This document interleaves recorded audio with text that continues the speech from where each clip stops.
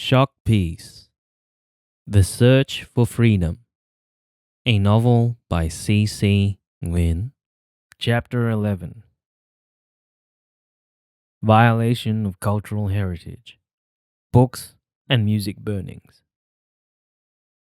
Another few weeks passed with more turbulence and unsettled news spreading throughout the city. "Hey Dien, have you been out to Central Plaza yet?" Kai swirled his bike over the curb and shouted agitatedly toward the house. He and Dien had been best friends since childhood. "Hell no. What's up?" Dien walked out to meet his friend, a puzzled expression on his face. "Saigon is ablaze. There are piles and piles of books burning on the streets." "What books?"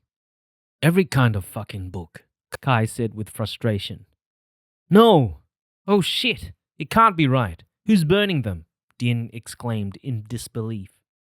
"Of course, nothing is right. It's fucking wrong if you ask me.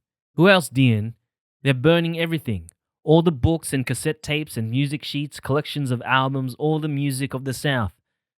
People are adding theirs to the piles. It's utterly crazy." "Why?" Dien could only utter monosyllables. He still could not fathom the meaning of all this madness. The 30th Aprils, and they are promoting anti-intellectualism. That's bloody why. "They're insane. Do they want us all to be illiterate? Why burn books? It can't be all of them." Dien persisted. He could not understand the meaning of this vandalism of the intellectual heritage of the South. He felt a genuine sense of pain. He loved books. They had walls and walls of books at home. His father's collections were real treasures for him and the rest. They used to be able to take a book off the shelf and enjoy reading at home at their leisure. It was a real privilege, as many of his friends had to go to the central library to borrow them. The family had a private library that was quite precious, from cartoons such as Lucky Luke and Herg's Tintin to literature such as Tu Luk Van Duan, Confucius, Ancient Chinese Warfare, and even Gone with the Wind and Les Miserables in translations. Some were bound beautifully with hardcovers and gold emblems. They were all very proud of them. Man, they're using AK-47s to come to houses and force people to bring out books that they classify as unsophisticated, distasteful, anti-civilization, and anti-communist. Especially Playboy, Kai ended with a wink, lightening up a bit. He still had some sense of humor left, despite the seriousness of his voice.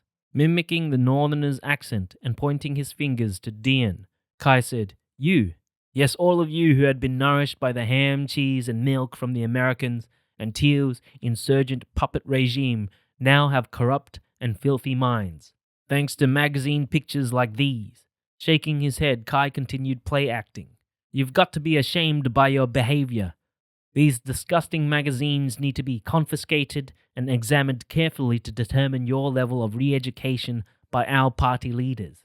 Then Kai laughed sarcastically, pretending to shove a Playboy magazine into his pocket reluctantly. "All kinds of books, man," returning to Dien, Kai continued, shaking his head and repeating himself. "All literature, historical, fiction, non-fiction, autobiographies, ideologies, and whatever differs from their communist beliefs. Whoever is not their ally, that they've just got to destroy them all. Unbelievable. I understand that they don't tolerate books out of their doctrine, but why destroy other literature that is historical or neutral?" Dien was talking to himself as if trying to find a plausible explanation. "Come with me. You'll see how crazy it is." "Okay, I'll come, Kai." Dien hopped onto the back of his friend's motorbike, and they rode away at an alarming speed.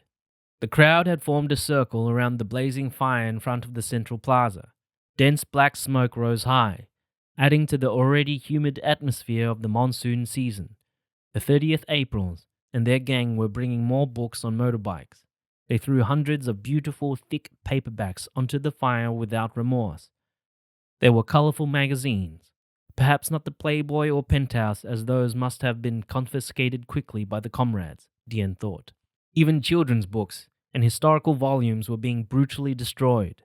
Cassettes of music with beautiful love lyrics, The love of man and woman, of children and parents, of the magnificent scenery of a country, of patriots and their nation, of peace and humanity were harshly thrown in.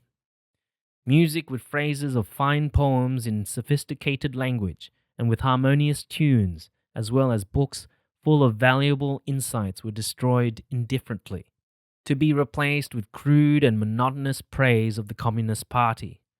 Ho Chi Minh, their propaganda, their myth-making successes, and their make-believe victorious achievements in the war. Kai and Dien were standing well back. They did not want to come too close for comfort, afraid of mixing with the crowd. Similarly, some onlookers looked sorrowfully at the ashes rising slowly in the air as if lingering to watch them die. The light grey ashes were momentarily suspended midway in the thick tropical atmosphere before descending into the ferocious flames and being destroyed without a trace. In darkness, their silhouettes were reflected vaguely by the fire as mystifying as wandering ghosts, before breaking free and escaping into a different world, away from this madness. Dien could feel the heat emanating from the fire even at that distance, and his heart fluttered as if part of his body was burning with the books. The cultural heritage of South Vietnam in its 21 years of freedom was turning to ruin at the hands of ignorance. He could feel his anguish blending with the heat. "I think I've seen enough, Kai," Dien whispered, unable to raise his voice, unable to cry. "Yeah, it's so ugly and painful. Let's go home." They returned home in silence. Mixed with bewilderment was the restlessness that had already fallen upon Saigon citizens. They were terrified by the violations, one by one, of their rights.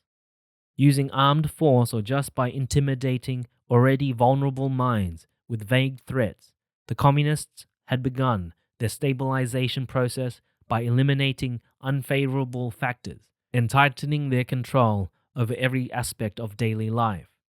From psychological manipulation to the more obvious physical restriction of movements, the new communist government was making certain that the Southerners had no control over their well-being.